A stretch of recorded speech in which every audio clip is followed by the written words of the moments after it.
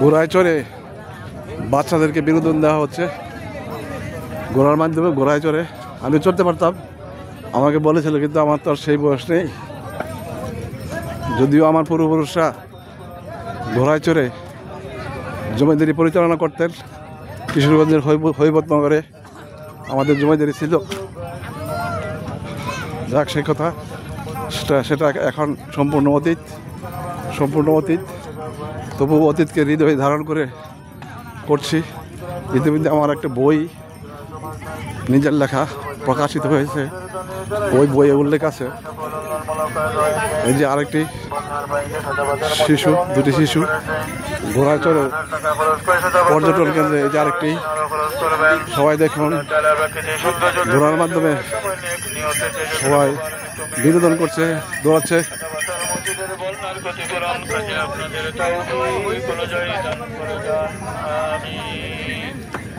আসসালামু আলাইকুম। পর্যটক ভাই বোনেরা, সামনে তাকে দেখুন সাদাপাথর গম্বুজওয়ালা মসজিদ। এই সাদাপাথর মসজিদ গেল বাংলাদেশের ভিতরে। পর্যটক ভাই ক্ষুদ্র ব্যবসায়ীরা আরেক ভাই ঘোড়া নিয়ে দৌড়িয়ে আসছেন আমার সামনে, আসছেন আমার দৃষ্টি আকর্ষণ করার জন্য, যাতে আমি ঘোড়াটি বাড়া নেই। ওই যে আরেক বোন চলে যাচ্ছে ঘোড়ায় চড়ে, মনে হচ্ছে মহারানী ভিক্টোরিয়া।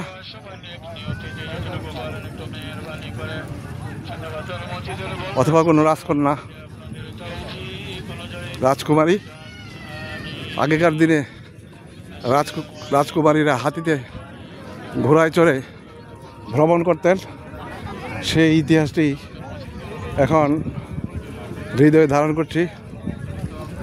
দেখতে থাকুন বন্ধুরা, সুপ্রিয় বন্ধুরা। ক্ষুদ্র ব্যবসায়ীরা পশুরা সাজিয়ে বসে আছেন।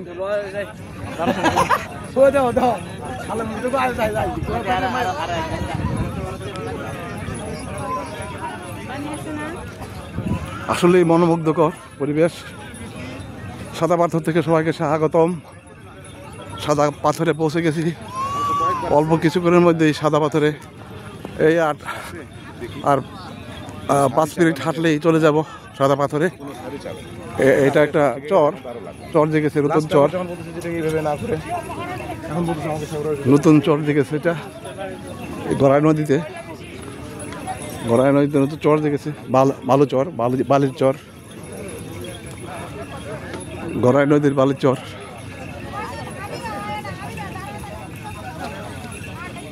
ধন্যবাদ।